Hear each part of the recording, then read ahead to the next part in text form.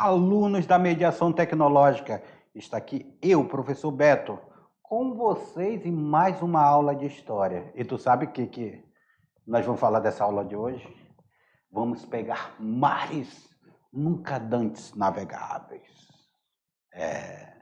Nós vamos navegar, nós vamos para outros continentes.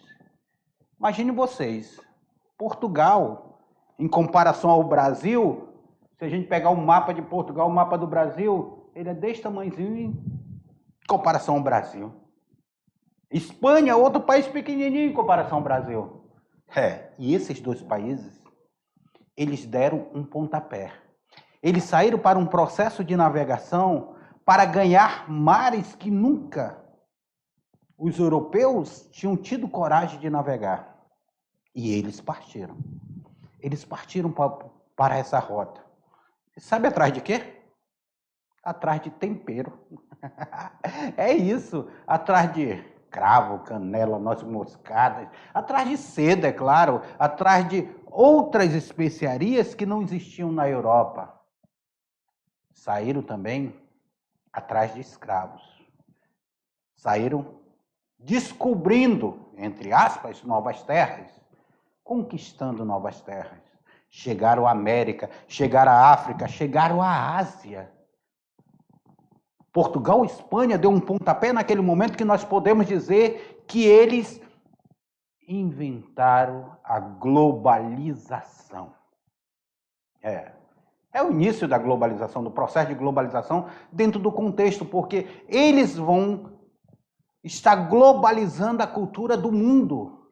Eles vão estar dentro dos continentes, eles vão estar dentro das Américas, eles vão estar dentro da África, eles vão estar dentro da Ásia, dentro da Oceania, até dentro da Oceania eles chegam. Então eles vão estar globalizando o mundo, o conhecimento, o comércio.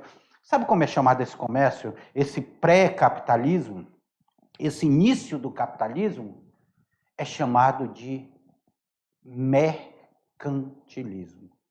Lembra que na aula 46 nós estudávamos sobre o Estado absolutista? Pois é.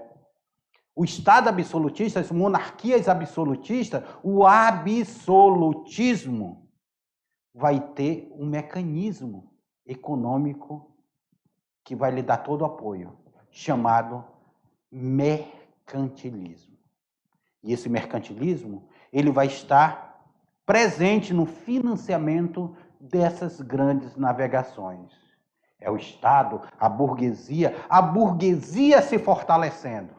Aula, agora para vocês, aula 48. Na tela para vocês. Aula 48, comigo, o professor Beto, e com o professor Lourismar Barroso. Então, nós estaremos juntos aí nessa aula. A expansão europeia, grandes navegações, efeitos econômicos e a conquista da América. Tudo isso nós estaremos na aula de hoje. E habilidade, relacionar o uso das tecnologias com os impactos socioambientais em diferentes contextos. Tecnologias. Mas, professor, já existia tecnologia? Ah, meu amigo. A bússola, astrolábio, senão isso não saía do lugar. Bússola, astrolábio, quadrante, tudo isso eram tecnologias utilizadas neste processo de navegação. O cristianismo presente aqui na Cruz de Malta, as caravelas, as naus, singrando os oceanos. Imagine vocês, oceanos que não eram conhecidos, oceanos que tinham toda uma mitologia em relação a eles. Aqui, mitologia. Então, em relação a eles. E ele sai. Olha essa frase de Fernando Pessoa. A gente começa com essa frase de Fernando Pessoa. Ele diz assim, quero para mim um espírito desta frase, transformada a forma para acasar com o que eu sou. Viver não é necessário. O que é necessário é criar. Viver não é necessário. O que é necessário é criar. Não conto gozar a minha vida, nem gozá-la penso.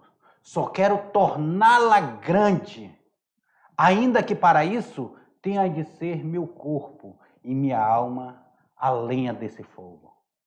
Só quero torná-la de toda a humanidade, ainda que para isso tenha de perder com a minha. Fernando Pessoa. Navegar. Navegar é preciso. É preciso navegar. Portugueses e espanhóis, eu quero que vocês entendam o quanto eles foram corajosos em dar esse pontapé, em dar esse momento final. Por quê? Existia toda a mitologia, a igreja falava que não existia vida abaixo da linha do Equador. A igreja defendia que a Terra era um geocentrismo, a Terra era o centro do universo e a Terra era plana. Existiria no final um abismo onde teriam monstros para lhe engolir. Imagina, dentro desse imaginário dominado pela igreja, as pessoas criarem coragem para partir nas navegações. Não foi fácil. A Europa, ela começa a tentar buscar novos caminhos. As suas terras já estavam fracas, já estavam tendo problema de produção, então ela tenta buscar novos caminhos. Lembra que o norte da África ali, Celta vai ser reconquistado por Portugal? A reconquista de Celta foi fundamental. A expulsão dos mouros, a expulsão dos muçulmanos do norte da África também, já tinham sido expulsos da Europa, ali de parte do norte da África, foi fundamental para que eles pudessem ter novamente a navegação. Navegação essa que tinha se tornado perigosa pelo mar Mediterrâneo. Até pelo controle dos árabes que tinham ali. Então, os portugueses, eles partem, eles começam a vir nessa aventura. Até que uma figura chamada Vasco da Gama chega a Calicut, nas Índias. E Vasco da Gama mostra que era possível chegar até as Índias. E nós vamos ver a aventura desses grandes navegadores. Pedro Álvares Cabral, que também estava a caminho das Índias, dá uma paradinha aqui. E Pero Vaz de Caminha faz uma carta. Se chama a Carta de Nascimento do Brasil. Ele tomando posse daquela terra para Portugal, para o rei português. É assinado tratados, entre eles o mais famoso dos tratados, o Tratado de Tordesilhas, que dividia a terra no meio entre Portugal e Espanha. Um fica de um lado, um fica com o Ocidente e o outro fica com o Oriente. Era uma coisa de louco, essas duas nações. Nós vamos ver também nessa aula por que a Inglaterra e a Espanha não partiram ao mesmo tempo para esse processo de navegação. A Inglaterra e a França. Inglaterra e a França estavam naquela briga lembra da Guerra dos 100 Anos? Ainda estava ali na Guerra dos 100 Anos, então não tiveram muito tempo para olhar para o mar. Tardiamente elas vão olhar para o mar. 100 anos depois, eles vão começar a olhar para o mar. E também vão partir para essa navegação. Aí vão partir, aí vai ser Inglaterra, aí vai ser Holanda, aí vai ser França, todo mundo querendo navegar também. Já assistiram Piratas do Caribe? Todo mundo de olho das riquezas que aqui está. E assim, nós vamos ver nossa aula na tela para vocês. Aí nós vamos ver que a Europa se estruturou economicamente por força política. Século XIV e século XV. A Guerra dos 100 Anos entre a França e a Inglaterra comprometeu as rotas comerciais, proporcionando a criação de um caminho alternativo. Então, enquanto nós temos lá a Inglaterra e a França lutando entre elas, esse caminho que era feito aqui pelo meio das rotas vão ser comprometidos. Como chegar pelo norte até o Oriente. Como buscar as especiarias. Como chegar pelo mar Mediterrâneo para buscar as especiarias. As especiarias de Gênova e Veneza na Península Itálica, essas especiarias aqui na Península Itálica estavam comprometidas. Caras demais. Então vamos buscar novas rotas. Outra questão que está acontecendo na Europa, que vai dizimar a Europa ainda no século XIV, é a chamada peste negra. Lembra da peste negra? Vai dizimar grande parte da Europa. Século XIV. Devastou a Europa. Essa peste negra que foi trazida lá do Oriente. Lá do Oriente ela vai ser trazida. Ela vai devastar toda a Europa, prejudicando o mercado consumidores. E isso vão ser reflexos. Lembra que na aula também nós falávamos sobre a fome que vai provocar uma escassez muito grande na Europa desses víveres necessários para de destruição. A guerra vai destruir grande parte desses campos. Enquanto nós estamos nessa guerra de 100 anos, enquanto nós estamos em processo de guerra, uma guerra que vai durar 100 anos, a população não pensava outra coisa senão guerrear. Os camponeses que estavam plantando eram levados para a guerra. Então, aquilo dali vai começar a ter uma falta de víveres, falta de animais, falta da plantação para que pudesse matar a fome. Então, com isso vem também a fome da Europa. O enfraquecimento da terra, a fome, a guerra, a peste negra. Então, a Europa ela está atravessando por isso. Nós estamos em plena Idade Média e isso acontecendo. A peste matando um terço da Europa, a fome matando mais um tanto na Europa. E o mundo e a guerra matando outro tanto. Então, olha como está a situação da Europa, dessa Idade Média. Portugal e Espanha começam dentro de uma guerra, mas uma guerra para expulsar os mouros de seus territórios. E essa expulsão dos mouros vão fazer com que Portugal e Espanha se fortaleçam e saiam para essa expansão na busca de novas rotas. Eles precisavam chegar às Índias, a um novo caminho para as Índias. Na tela para vocês? Na tela para vocês?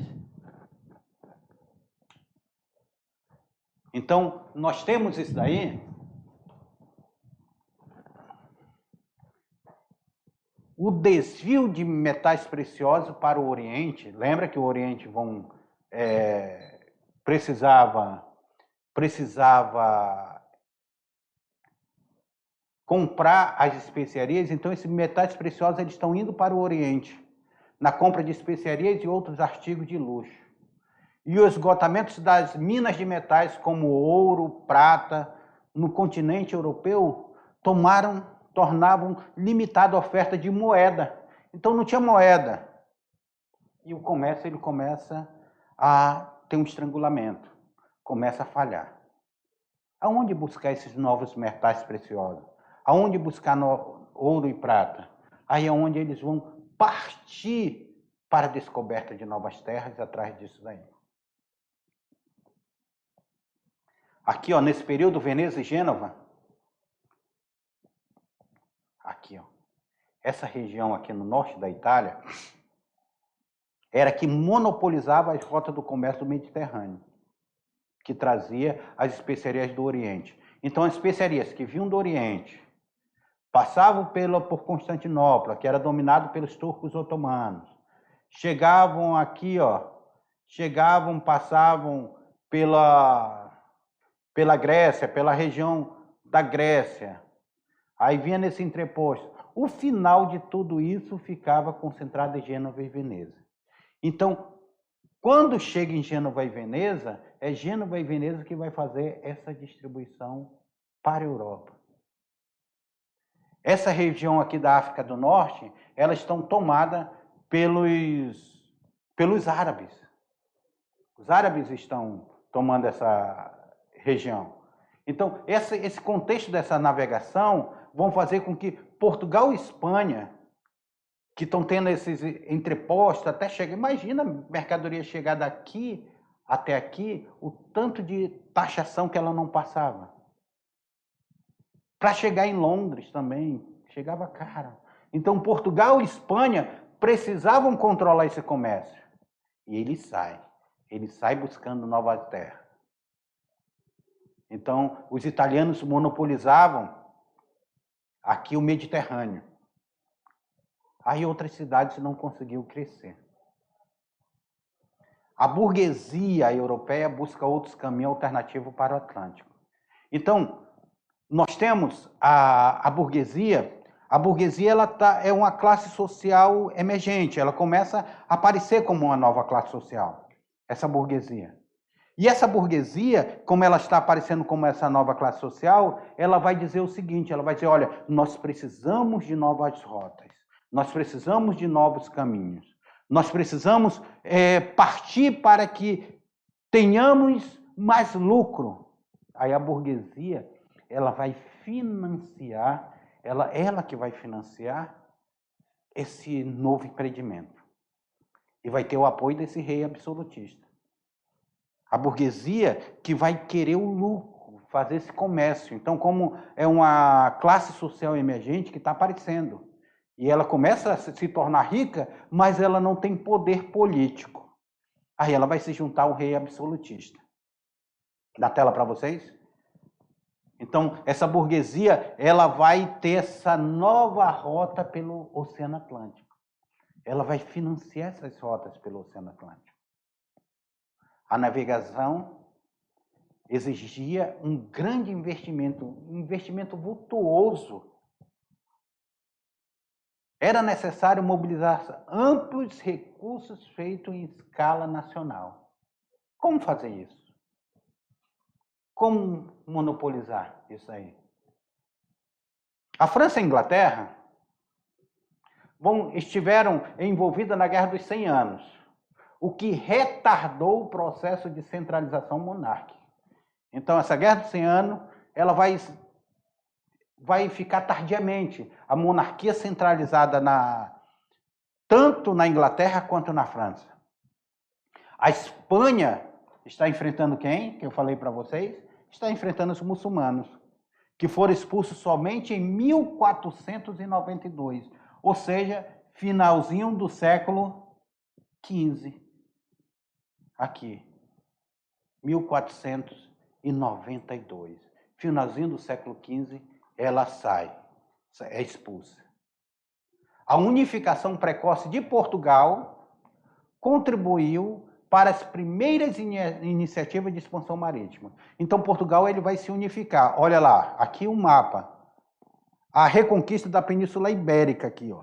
O mapa que mostra. Lembra que nós temos aqui, ó, era dividido assim. Em 1150, nós tínhamos o Reino de Navarra, nós temos aqui o Reino de Aragão, nós temos aqui o Reino de Castela, nós temos aqui Portugal, que era um pequeno reino. Então, nós temos aqui Granada, Múrcia. Então, nós temos essa ocupação aqui, ó, do Reino de Castela e Leão, Reino de Leão aqui. Então, nós temos essa ocupação. Já em 1275, já começa a se configurar diferente. Ó. Portugal já está quase toda formada. O Reino de Leão e Castela ó, está formada aqui. Aqui continua sendo o Reino Mouro, então isso impedia que Leão e Castela saíssem para o mar Mediterrâneo e o reino aqui de Aragão e o reino de Navarra. E aqui em cima fica a França. Aí quando eles vão unificar, toda essa região aqui passa a ser...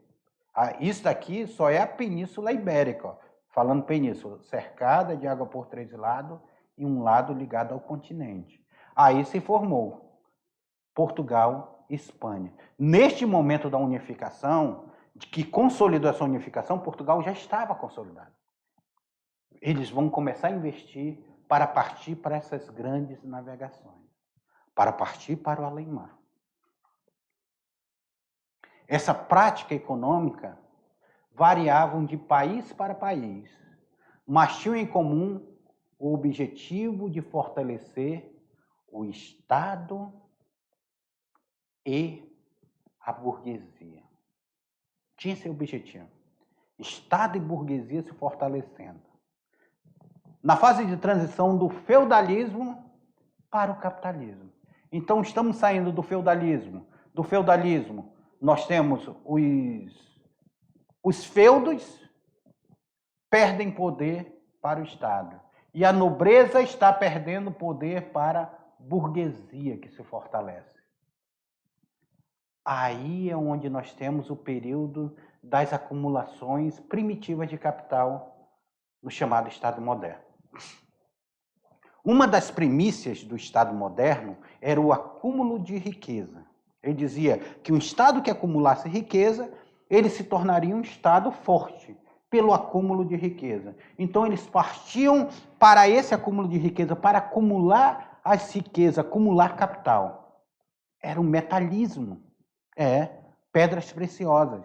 Só que está faltando isso.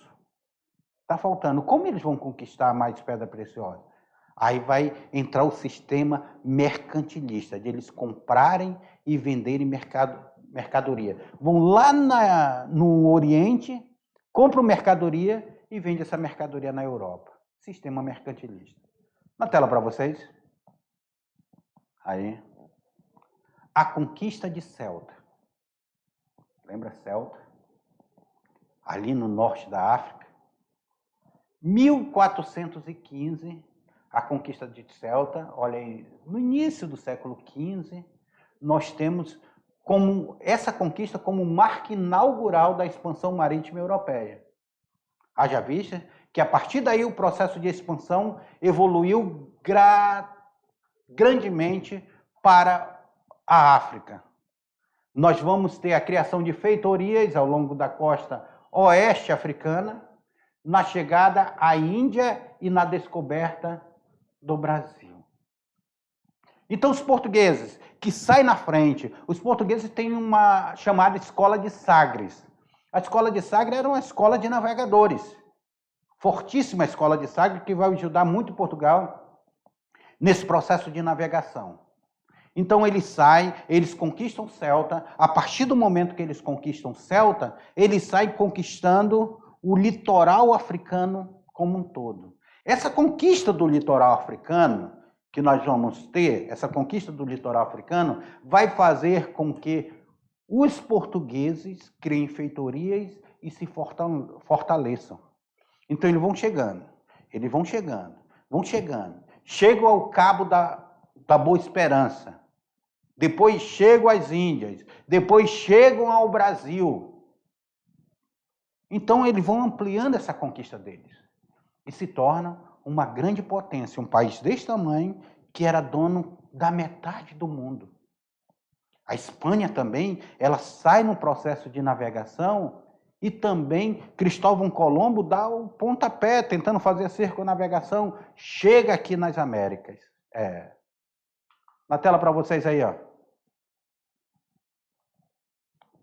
Agora, nós precisamos entender o mercantilismo desse período.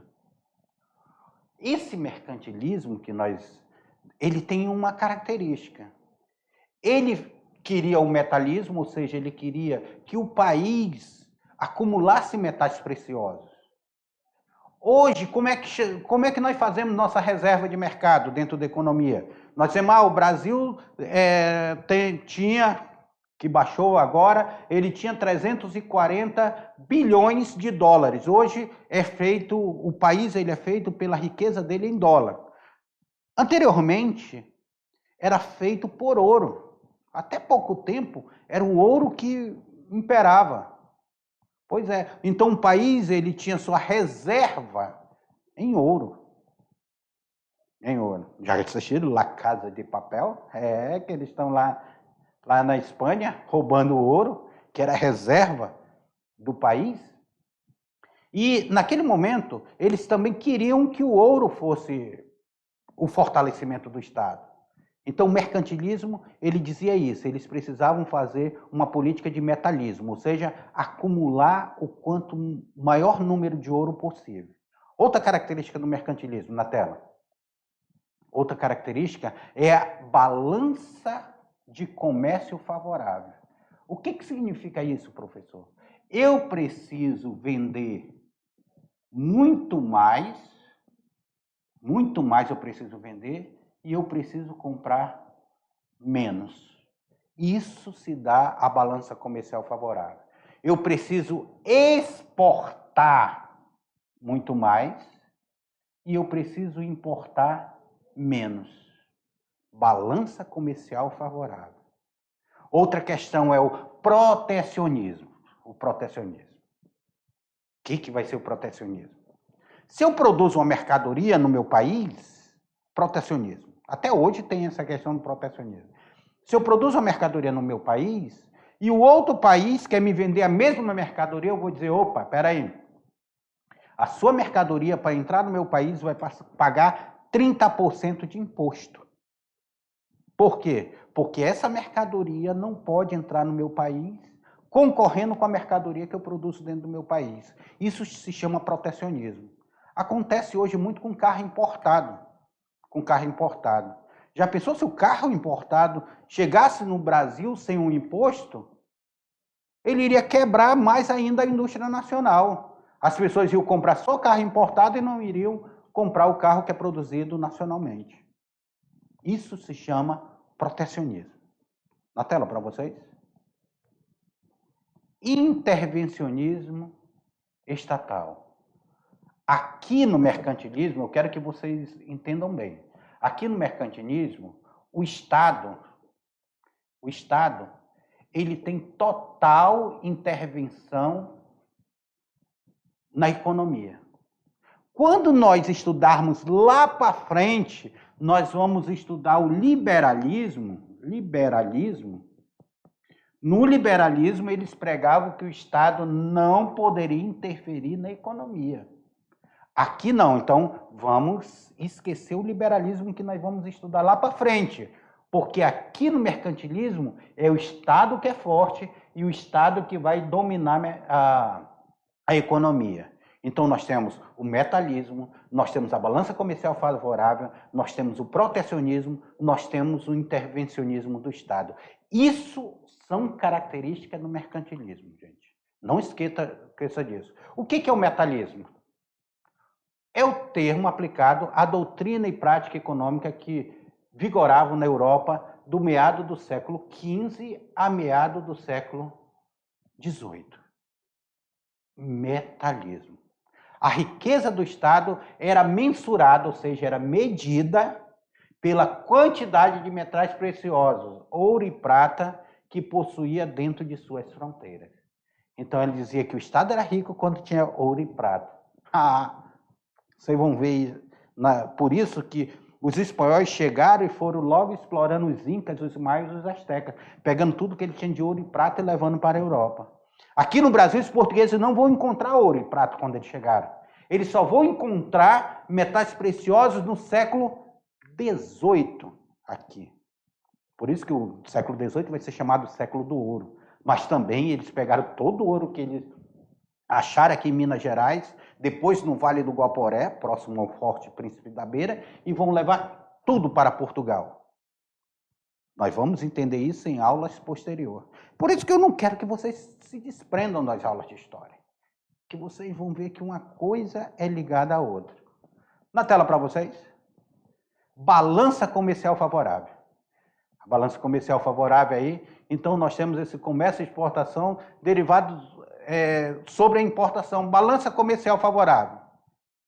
A balança comercial favorável. Então, nós temos aí, na balança comercial favorável, nós precisamos vender mais e comprar menos. Isso é a balança comercial favorável. Tá certo? Protecionismo.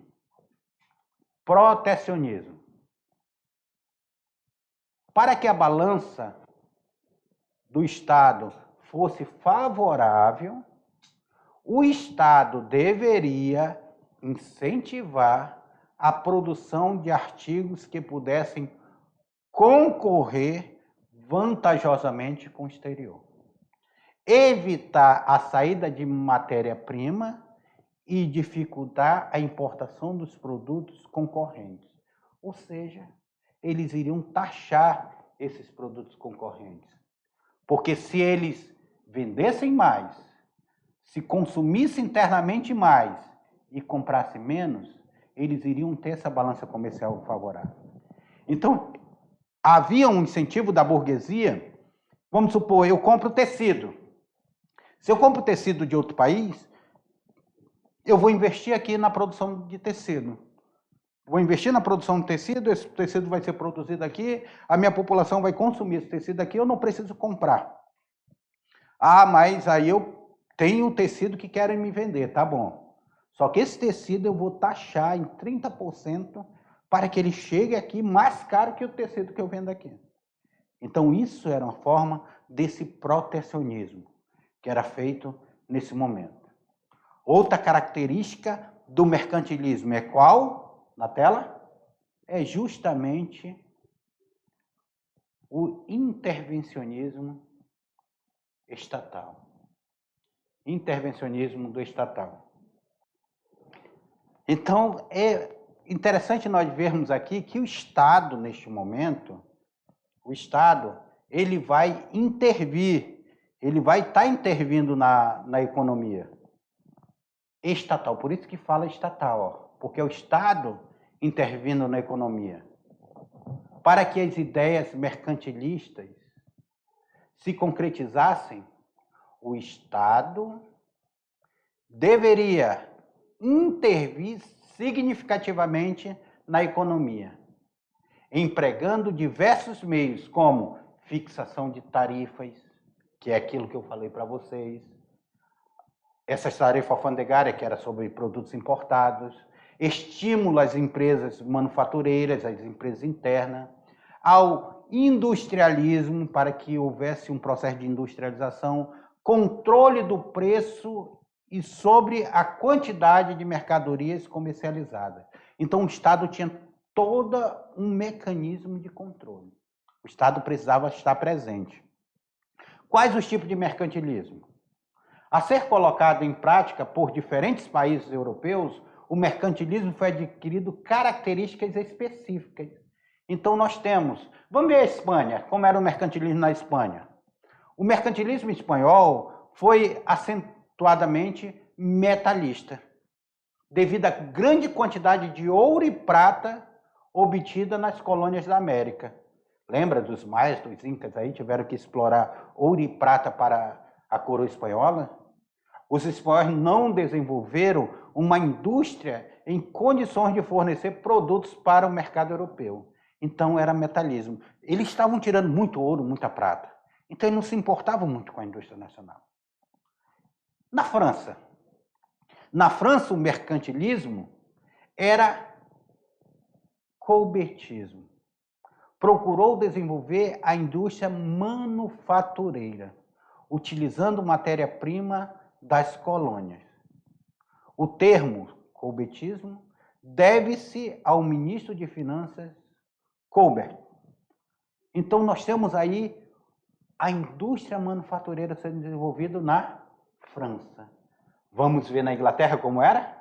A Inglaterra, o mercantilismo, dedicou-se ao fortalecimento de quê? Do comércio. Controlando o transporte marítimo dos produtos que saiu da Inglaterra ou de lá entravam. Então, a Inglaterra ela fez um protecionismo muito forte em seus produtos. E Portugal? Portugal, nós temos aqui a Revolução de Avis, que foi em 1385. O poder político era concentrado na mão do rei e nos interesses do setor mercantil. Tanto é que Portugal vai investir na escola de Sagres. A escola, lembra que eu falei da escola de Sagres? A escola da navegação. Dom Henrique, o navegador, 1394 a 1460. Era o filho mais novo de Dom João I. Atraiu para sua residência em Algarves.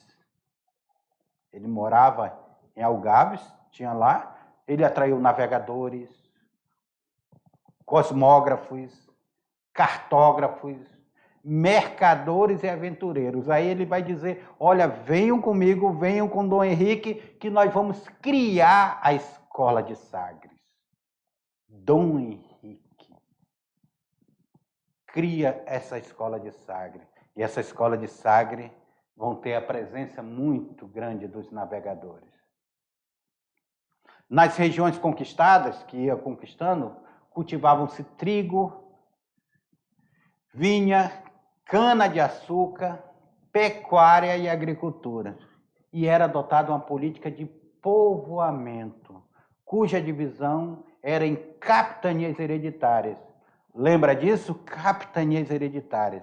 Aqui no Brasil, nós vamos ter a presença dessas capitanias hereditárias. O Brasil vai ser conquistado, vai ser trazido para cá colonos. E são construídas faixas de terras, o litoral brasileiro, que vão ser chamados de capitanias hereditárias.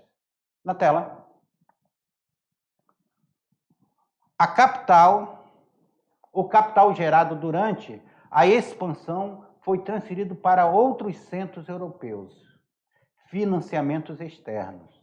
A outra parte foi sugada pela coroa e pela nobreza, o que impediu o investimento dentro do próprio reino. Então, Portugal, ele teve esse problema. Grande parte da riqueza dele ou foi para a Inglaterra ou foi para outros. Existiam dívidas. Nós vamos ver quando nós tivemos o Panos e Vinhos, que Portugal começou a comprar mais roupa da Inglaterra e vendia para a Inglaterra vinho ali, e com isso teve uma balança comercial desfavorável. Vai ter desfavorável, vai ficar devendo a Inglaterra. Grande parte do ouro que vai ser tirado do Brasil vai ser para pagar essa dívida com a Inglaterra. Daí tudo vai ser assunto lá para frente. Na tela para vocês, nós temos então produção complementares. O que nós temos de produção complementar? A economia era organizada em função da metrópole. No nosso caso, a metrópole, aqui o Brasil era colônia, a metrópole era Portugal. A colônia deveria complementar a produção ou satisfazer os interesses da metrópole, sem desenvolver uma produção voltada para seus interesses internos. Assim, o sistema colonial transformava a colônia num território exclusivo da metrópole. Então, a colônia só podia fazer o que a metrópole queria. Com isso, também nós temos um monopólio comercial. A metrópole tinha direito exclusivo de realizar o comércio com a colônia. Com esse direito, a metrópole comprava os produtos da colônia por um preço baixo e revendia a mercadoria a um preço alto. Isso vai se chamar monopólio comercial. Vai se chamar pacto colonial. Pacto colonial. A colônia só podia vender os seus produtos para a metrópole. E a colônia só podia comprar produtos da metrópole. Não tinha o livre comércio. Não podia fazer comércio com outros países. Então, essa foi a característica do mercantilismo. Essa foi a característica do sistema colonial. Essa foi a característica das grandes navegações. As grandes navegações tiveram essas características perante esses países da Europa que saíram conquistando o mundo através do mar. Essa foi nossa aula. Daqui a pouquinho a gente volta para a revisão e para a atividade.